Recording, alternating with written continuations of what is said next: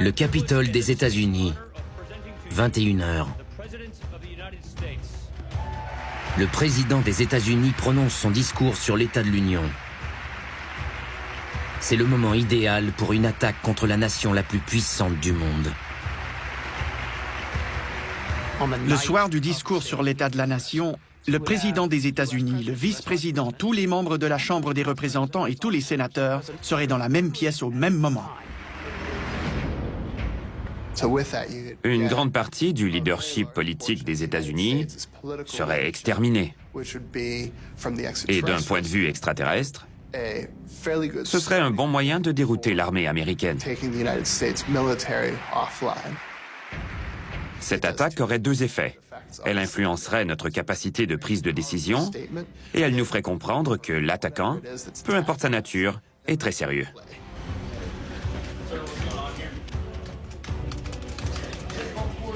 L'objet spatial lance une attaque surprise et libère des dizaines de petits vaisseaux dans l'atmosphère de la Terre.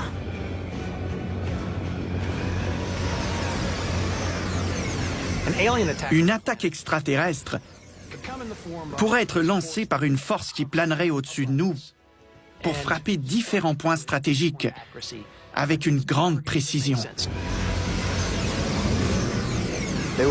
Les extraterrestres voudraient certainement éliminer nos armées aux technologies les plus avancées.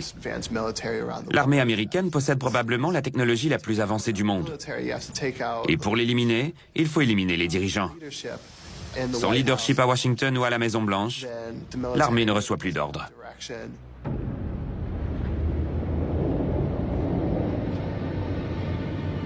Un vaisseau extraterrestre s'immobilise au-dessus de la ville de Washington.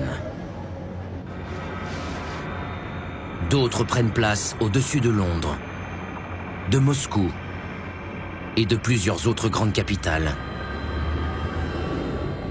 Avant de frapper, les forces extraterrestres neutralisent nos satellites de télécommunications gravitant dans l'espace. Elles empêcheront ainsi les armées de répondre à l'attaque.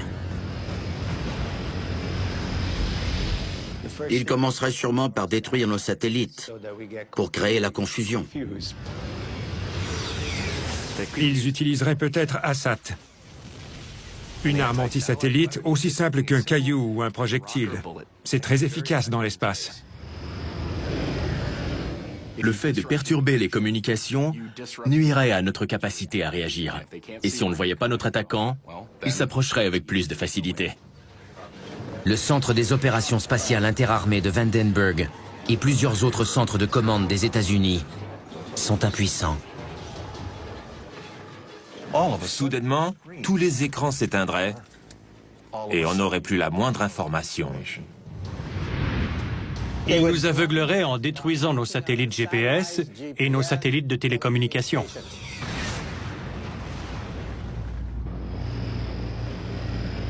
Les extraterrestres ont déclenché une guerre aérienne. Ils auraient peut-être des armes laser, des armes à énergie dirigée et d'autres types d'armes qu'on n'a jamais vues ou qu'on n'a même jamais imaginées.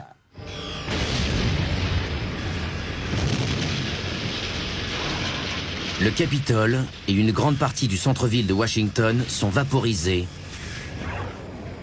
et remplacés par un cratère d'une profondeur de 800 mètres. Plus du tiers des 700 000 résidents de la ville sont tués sur le coup. Et l'échelon supérieur du gouvernement américain est éliminé par un éclair lumineux soudain. Cette première attaque décapiterait la classe dirigeante des États-Unis. Elle éliminerait le président, son cabinet, les chefs d'état-major, la Cour suprême et une grande partie du Congrès. Attaquer la Maison-Blanche permettrait d'éliminer tous les représentants élus en mesure de prendre des décisions et de diriger le pays en temps de crise.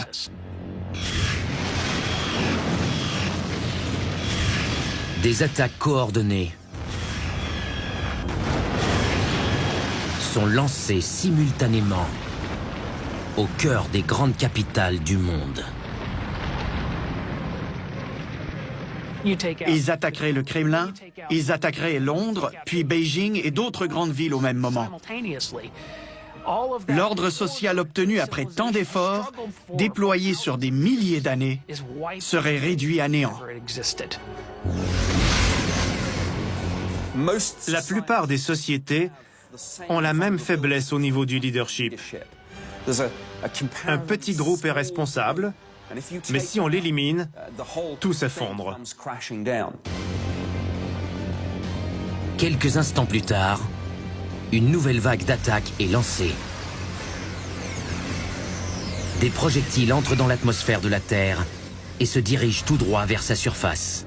De quel type de projectile s'agit-il? Survivrons-nous à cette attaque extraterrestre?